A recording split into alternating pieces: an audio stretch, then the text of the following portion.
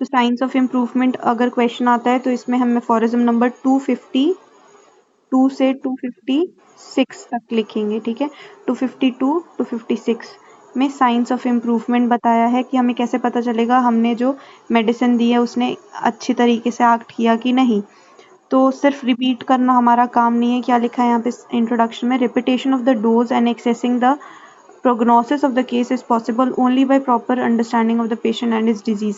तो हम कब रिपीट करेंगे, कैसा प्रोग्नोसिस ऑफ द डिजीज होगा, प्रोग्नोसिस ऑफ द केस होगा, ये कैसे पता चलेगा, पेशेंट को समझ के और उसकी डिजीज को समझ के। During the treatment of some chronic case in spite of proper selection minute dose and potency improvement does not commence. तो कभी कभी क्या होता है क्रॉनिक केस में हमने क्या अच्छी मेडिसिन दी, suitable minute dose minute potency सब कुछ अच्छे से दिया, स्टिल क्या हुआ, इम्प्रूवमेंट नहीं हो पा रहा। तो ऐसे कंडीशन में हमें क्या, फिजिशियन को क्या सोचना है, think that the cause has to be that the cause that keep up the disease, है ना। कोई एक्साइटिंग कॉज तो प्रेजेंट नहीं है, मेंटेनिंग कॉज तो नहीं है, मोड ऑफ लिविंग पेशेंट का कहाँ पे रह रहा है, किस तरीके से रह रहा है, इन सारी चीज़ों को हमें ध्यान से देखना पड़ेगा, वापस से एक बार पूछताछ करनी पड़ेगी in order to get a permanent cure. तो ये अफोरिज्म नंबर 252 में सबसे पहले उन्होंने इस तरीके से बताया है, ठीक। तो 252 में उन्होंने इस तरीके से एक्सप्लेन किया है कि क्रॉनिक केसेस के अंदर अगर तुमने सही सब चीज़ सही दी है, डोज पोटेंसी एवरीथिंग से मिनिमम मेडिसिन प्रिस्क्राइब कर दी, और उसके बाद भी अगर पेशेंट इम्प्रूव नहीं हो रहा है तो क्या पूछो उसकी एक्साइटिंग और मेंटेनिंग कॉज तो नहीं है कहीं, है ना। Mode of living of the patient, उसकी सिचुएशन कैसी है, किस सर्कमस्टांसेस में वो रह रहा है, ऑब्स्टिकल टू क्योर्स क्या हैं, ये सारी चीज़ें इसमें वापस से इन्वेस्टिगेट करना पड़ेगा। 252 में ये लिखा है। फर्स्ट पॉइंट ये हो गया 252 का। उसके बाद फिर क्या लिखा है कि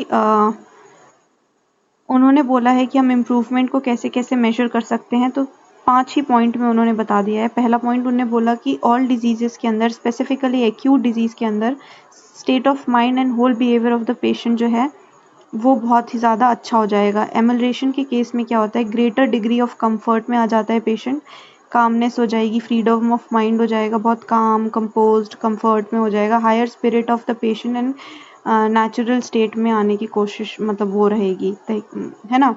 तो अगर पेशेंट बहुत काम, इंक्रीज कामनेस के साथ फ्रीडम ऑफ माइंड हो गया, कंफर्ट लेवल में हो रहा है, मेंटल ईजीनेस हो रही है उसको, तो हम क्या कहेंगे, ये साइन ऑफ इम्प्रूवमेंट है एक्यूट डिजीज़ के अंदर। और एग्रावेशन अगर कंडीशन हो रही है, बहुत हेल्पलेस सा हो गया मेडिसिन खा के, हमारी पिटिएबल स्टेट में आ गया, disposition of mind, behaviour, gestures, postures अलग अलग तरीके से एबनॉर्मल बिहेव कर रहा है, एबनॉर्मल पोस्चर, जेस्चर्स, तो इन सब चीज़ों में अगर ऐसे देखने को मिल रहा है तो ये क्या हो गया, साइन ऑफ एग्रावेशन हो गया। तो ये फॉरिज्म नंबर 253 में इस तरीके से बताया हुआ है।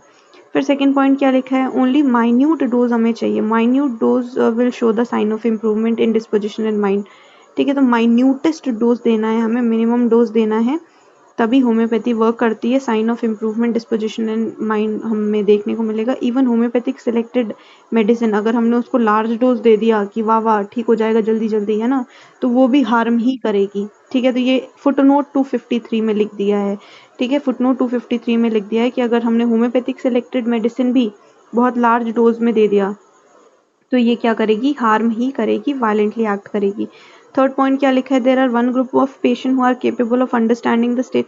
तो कुछ लोग ऐसे भी होते हैं कि उनको समझ में नहीं आता कि एग्रावेशन हो रहा है कि एमल्रेशन हो रहा है, मतलब पूछेंगे हम उसको कि आपको अच्छा लग रहा है तो कहेगा नहीं मुझे नहीं पता, ठीक है। Even in such patient physician जो है वो क्योंकि हम लोगों ने ऑलरेडी केस टेकिंग में रिकॉर्ड कीपिंग करते टाइम ऐसे अच्छे तरीके से उसके सारे सिम्टम्स को नोट किया होता है, लिस्ट ऑफ सिम्टम्स, तो हम कुछ भी न्यू सिम्टम तो नहीं आ रहे, ऐसे क्रॉस चेक करके ओल्ड सिम्टम्स अगर वापस नहीं आ रहे या फिर जो भी चीज़ें हैं और betterment of mind and disposition देखने को मिल रहा है, तो ये भी एक अच्छी चीज़ है क्योंकि न्यू सिम्टम्स नहीं आ रहे तब तक बात अच्छी है, हमारे कंट्रोल में है, साइन ऑफ इम्प्रूवमेंट है, ठीक है। On the contrary fourth point ये लिखा है कि अगर पेशेंट को नए सिम्टम्स आने लग गए, ठीक है, और ट्रबलिंग सिम्टम्स आ रहे हैं मेडिसिन देने के बाद, तो फिजिशियन को समझना है कि उसने जो मेडिसिन दी है वो होम्योपैथिक नहीं थी, और इन केसेस के अंदर हमें क्या करना है, इन केसेस के अंदर हमें एंटीडोट वगैरह अगर करने की ज़रूरत पड़े तो करेंगे, और वापस से ही केस टेकिंग में न्यू मेडिसिन हम देंगे। भले ही पेशेंट कहेगा कि नहीं नहीं मैं तो ठीक हूँ कोई दिक्कत नहीं है, इस तरीके से वो बोलेगा, पर हमें उसको फॉलो नहीं करना है, we must not follow him, ठीक है। Physician must consider this at aggravation of the disease state, तो ये सिंपली एग्रावेशन है अगर नए सिम्टम्स देखने को मिल रहे हैं जो कि ट्रबलिंग हो। लास्ट पॉइंट क्या लिखा है 5th में, उन्होंने एग्जाम्पल बताया 256 एफोरिज्म के अंदर। क्या बता दिया उन्होंने क्या बोला है, हाँ, अगर लंग एब्सेस फॉर्म हो रहा है टीबी के पेशेंट में, अगर लंग एब्सेस फॉर्म होने लग गया तो ये कोई साइन नहीं है इम्प्रूवमेंट का, ना ही ये होम्योपैथिक एग्रावेशन है, ये तो एडवांसिंग डिजीज कंडीशन है। इसका मतलब पेशेंट की हालत खराब होते जा रही है, डिटोरिएशन देखने को मिल रहा है। 256 एफोरिज्म में ये लिखा हुआ है। ठीक है, तो यहाँ पे हम 252 से 256 में साइंस ऑफ इम्प्रूवमेंट के बारे में बताएंगे। ठीक है, साइंस ऑफ इम्प्रूवमेंट के बारे में बताएंगे, पहले क्रॉनिक डिजीज के बारे में, फिर एग्रेवेशन एमल्ट्रेशन वाला 253 में बताया। 253 के फुट नोट में क्या बता दिया उन्होंने कि माइन्यूट डोज देना है, होम्योपैथिकली लार्ज डोज नहीं देना है। 253 के बाद फिर 254 255 में क्या बता दिया है कि अगर कोई पेशेंट बोल रहा है कि मुझे नहीं पता कि मैं ठीक हो रहा हूँ कि क्या हो रहा हूँ, तो हमें सिंपली क्या करना है, नोट डाउन अपने जो भी लिस्ट ऑफ सिम्टम्स हैं उसको गो थ्रू करके देखना है कि न्यू सिम्टम्स तो नहीं आ रहे, ओल्ड सिम्टम्स भी एडवांस नहीं हो रहे, बेटरमेंट ऑफ माइंड है, और तो इसका मतलब पॉजिटिव इम्प्रूवमेंट है। और अगर नए सिम्टम्स आने लग गए तो फिर ये खराब सी चीज़ है, यहाँ पे एग्रावेशन हो रहा है और वापस से हमें रीकेस टेकिंग करनी है। और 256 के अंदर सिंपली उन्होंने टीबी का एग्जाम्पल दिया है, लंग एब्सेस कि टीबी के पेशेंट में अगर लंग एब्सेस हो रहा है तो ये होम्योपैथिक एग्रावेशन नहीं है, क्योंकि होम्योपैथिक एग्रावेशन तो अच्छी चीज़ होती है, ये होम्योपैथिक एग्रावेशन नहीं है, ये एडवांस डिजीज कंडीशन है। 256 में उन्होंने ये बताया है। तो ये 5 मार्क्स के हिसाब से सिर्फ इतना ही लिखना है, 252 256 तक।